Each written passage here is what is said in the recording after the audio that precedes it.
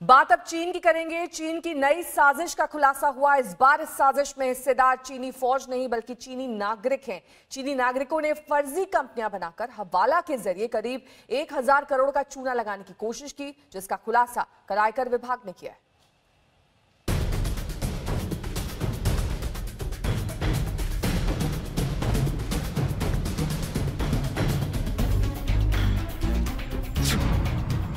भारत में चीन की सबसे बड़ी साजिश का खुलासा। फर्जी कंपनियों की आड़ में करोड़ों का घपला। दिल्ली समेत चीनी नागरिकों के 21 ठिकानों पर छापा। मनी लॉन्ड्रिंग के बड़े खेल का पर्दाफाश। एक तरफ चीन की फौज अपनी नापाक हरकतों से एलएसी पर तनाव पैदा कर रही है, दूसरी तरफ कारोबार की आड़ में दिल्ली में चीनी नागरिकों के घोटाले का बड़ा खुलासा हुआ है। ये घपला इतना बड़ा है कि रकम 1000 करोड़ के पार जा सकती है। आयकर विभाग ने चीनी कंपनियों और हवाला नेटवर्क की सांठगांठ का पर्दाफाश किया है। खुफिया एजेंसियों की जानकारी पर आयकर विभाग ने दिल्ली, गाजियाबाद और गुरुग्राम में चीनी नागरिकों के 21 ठिकानों पर छापा मारा। अब तक आयकर विभाग ने 300 करोड़ के हवाला लेन देन का पता लगाया है, लेकिन आयकर विभाग के सूत्रों के मुताबिक ये रकम 1000 करोड़ से कहीं ज्यादा हो सकती है। वेल ऑयल्ड मशीनरी है, एक बड़ी कॉन्स्पिरेसी है, इसकी बात तो सामने आ ही रही है, लेकिन ये सिर्फ सतह पे है। इसके नीचे जो टिप ऑफ द आइसबर्ग हम कहते हैं, वही अभी तक सामने आया है। जांच एजेंसियों का कहना है कि अब आगे आगे काफ़ी कुछ और निकल कर आएगा और उन बड़ी चाइनीज़ कंपनीज का नाम आएगा जो कि इस मोडस ऑपरेंडी को इस्तेमाल कर रही थी। चीनी नागरिकों पर छापे की जानकारी सीबीडीटी ने एक प्रेस रिलीज के जरिए दी। सीबीडीटी के मुताबिक सर्च ऑपरेशन से खुलासा हुआ है कि इन चीनी नागरिकों ने फर्जी कंपनियों के नाम से 40 से ज्यादा बैंकों में खाते खोले हैं। एक समय अवधि में 1000 करोड़ रुपए से ज्यादा क्रेडिट एंट्री की गई है। चीनी कंपनी के सब्सिडरी और इससे जुड़े लोगों ने फर्जी कंपनियों से भारत में रिटेल शोरूम व्यवसाय शुरू करने के लिए 100 करोड़ से अधिक फर्जी अग्रिम भुगतान लिया। लेन देन में हांगकांग और यूएस डॉलर का इस्तेमाल हुआ था। इस मामले में एक चीनी नागरिक को आयकर विभाग ने हिरासत में भी लिया है। इसकी पहचान लुओसांग के रूप में हुई है। वो चार्ली पैंग के नाम पर रहता था और उसके पास से फर्जी भारतीय पासपोर्ट भी मिले हैं।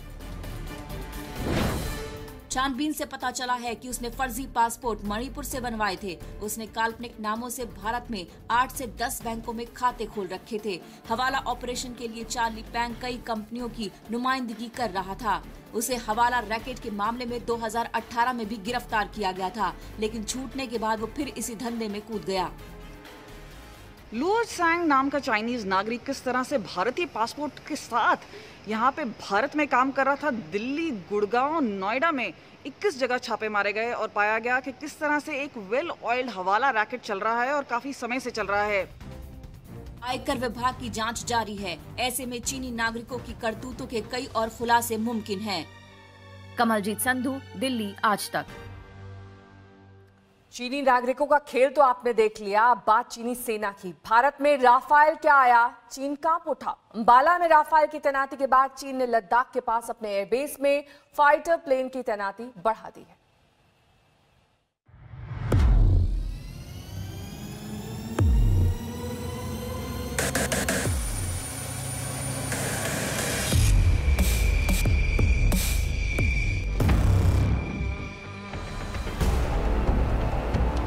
29 जुलाई को अंबाला में लड़ाकू विमान राफेल का टचडाउन हुआ।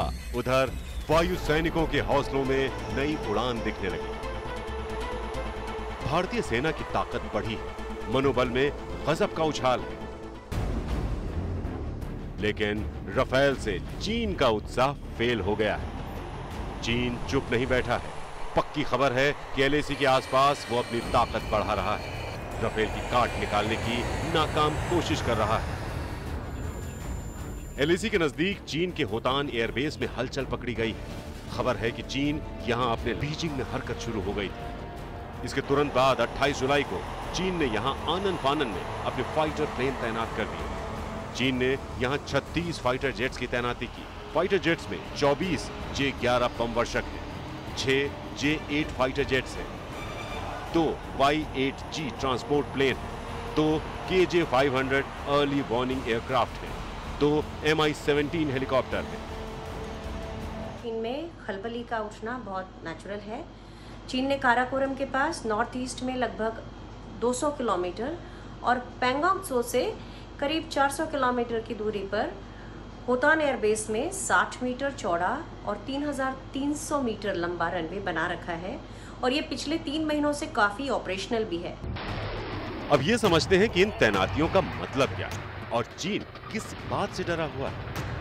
दरअसल भारतीय वायुसेना चीन से छोटी जरूर है, लेकिन उसकी ताकत कहीं ज्यादा है। चीन के फाइटर प्लेन पश्चिमी देशों के फाइटर प्लेन की नकल है, जबकि भारत के फाइटर प्लेन नकल नहीं बल्कि मौजूदा दौर के सबसे बेहतर लड़ाकू विमानों में से एक है। यही वजह है कि चीन की तरफ बेचैनी देखी जा रही है। चीन अपने अग्रिम एयरबेस में फाइटर प्लेन की तैनाती बढ़ा रहा है, लेकिन लद्दाख में वो कितनी भी तैयारी कर ले, भारत की पहुंच और पकड़ का मुकाबला नहीं कर सकता।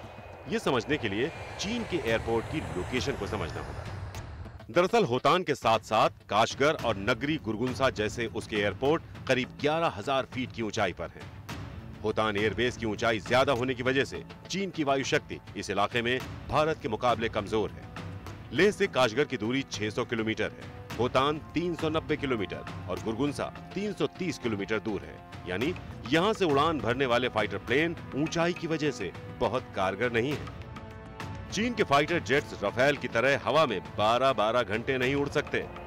भारत के 5 रफेल भी उनके सारे प्लान फेल करने का दमखम रखते हैं। रफेल के साथ ही MiG-29K और सुखोई जैसे फाइटर जेट्स पहले से ही लद्दाख में तैनात हैं। रफेल लड़ाकू विमान के आने से और खास तौर से दिन और रात की उड़ान भरने से चीन की नींद उड़ गई है।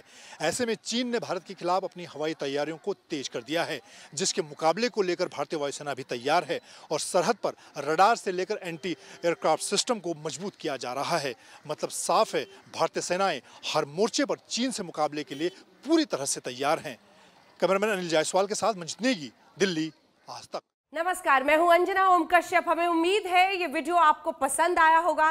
लेटेस्ट खबरों के लिए यूं ही देखते रहिए आज तक और इस वीडियो के पसंद आने पर लाइक, शेयर एंड सब्सक्राइब करना ना भूलें।